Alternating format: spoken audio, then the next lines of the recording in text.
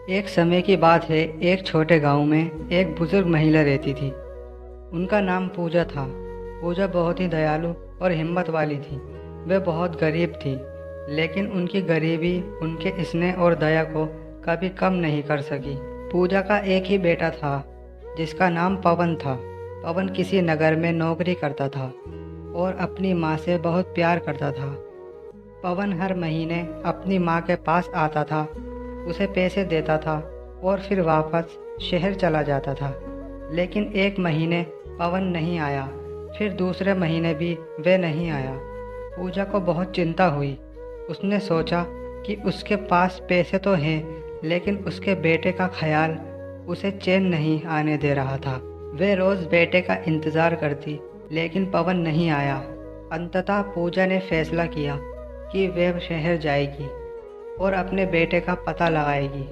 पूजा ने अपने सारे पैसे जमा किए और शहर के लिए निकल पड़ी। शहर में पहुंचकर उसने अपने बेटे को ढूंढना शुरू किया। दिनों बीत गए, लेकिन वे अपने बेटे का पता नहीं लगा सकी। उसके पास पैसे भी ख़त्म हो गए थे। पूजा की चिंता बढ़ गई, लेकिन उसने हार नहीं मानी। एक दिन वे एक दुकान के सामने बैठी थी और रो रही थी। दुकानदार ने उसे देखा और उसके दुख का कारण पूछा। पूजा ने अपनी कहानी सुनाई। दुकानदार ने उसे उसके बेटे के बारे में बताया।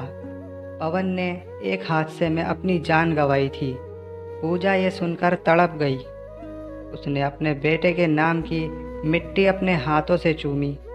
उसकी आंखों में आंसू थे, लेकिन उसके मन में एक आशा थी। उसने अपने बेटे को खोने के दुख को स्वीकार किया और अपने गांव लौटने का फैसला किया। पूजा की कहानी हमें यह सिखाती है कि जीवन में कठिनाइयां आएंगी, लेकिन हमें कभी हार नहीं माननी चाहिए। उसकी कहानी हमें दया, सहानुभूति और प्यार की शक्ति के बारे में भी याद दिलाती है।